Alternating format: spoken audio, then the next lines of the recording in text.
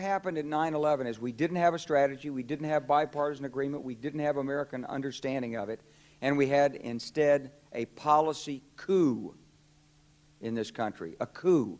A policy coup.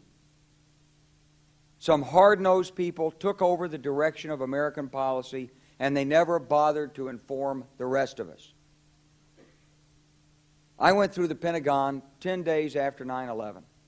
I couldn't stay away from Mother Army.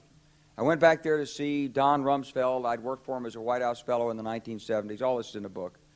And I said, am I doing okay on CNN? He said, yeah, fine. He said, I'm thinking about it. He says, I read your book, and he said, this is a book that talks about the Kosovo campaign. And he said, I just want to tell you, he said, nobody's going to tell us where or when we can bomb. Nobody.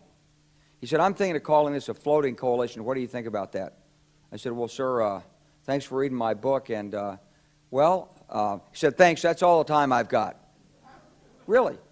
And I went downstairs. I was leaving the Pentagon, and an officer from the Joint Staff called me into his office and said, I want you to know, he said, sir, we're going to attack Iraq. And I said, why?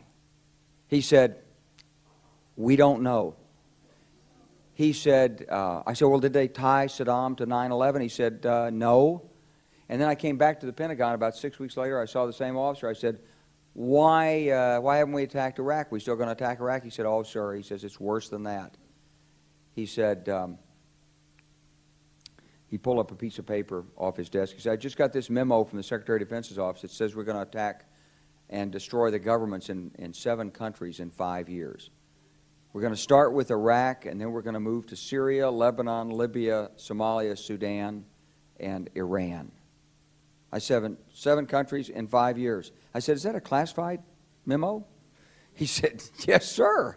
I said, well, don't show it to me. He was about to show it to me. He said, because I want to talk about it. And I sat on this information for a long time, for about 6 or 8 months. I was so stunned by this, I couldn't begin to talk about it. And I couldn't believe it would really be true, but that's actually what happened. These people took control of the policy in the United States.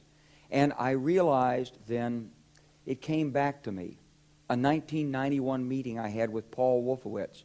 You know, in 2001, he was Deputy Secretary of Defense, but in 1991, he was the Undersecretary of Defense for Policy. It's the number 3 position in the Pentagon.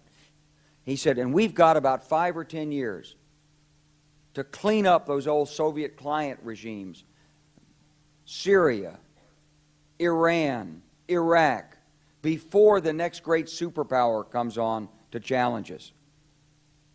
It was a pretty stunning thing. You mean the purpose of the military is to start wars and change governments? It's not to sort of deter conflict? We're going to invade countries? And you know, my mind was spinning. And I put that aside. It was like a nugget that you hold on to. This country was taken over by a group of people with a policy coup. Wolfowitz and Cheney and Rumsfeld, and you could name a half dozen other collaborators from the Project for a New American Century. They wanted us to destabilize the Middle East, turn it upside down, make it under our control. It went back to those comments in 1991. Now, did anybody ever tell you that? Was there a national dialogue on this? Did senators and congressmen stand up and denounce this plan? Was there a full-fledged American debate on it? Absolutely not. And there still isn't. They could hardly wait to finish Iraq so they could move into Syria. It was like a laydown. Oh, our legions are going to go in there.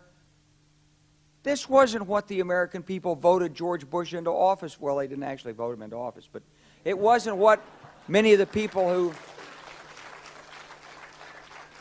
It wasn't what he campaigned on. He campaigned on a humble foreign policy, the most arrogant foreign policy in American history. He campaigned on no peacekeeping, no nation building, and here he is with Afghanistan and Iraq. It's astonishing.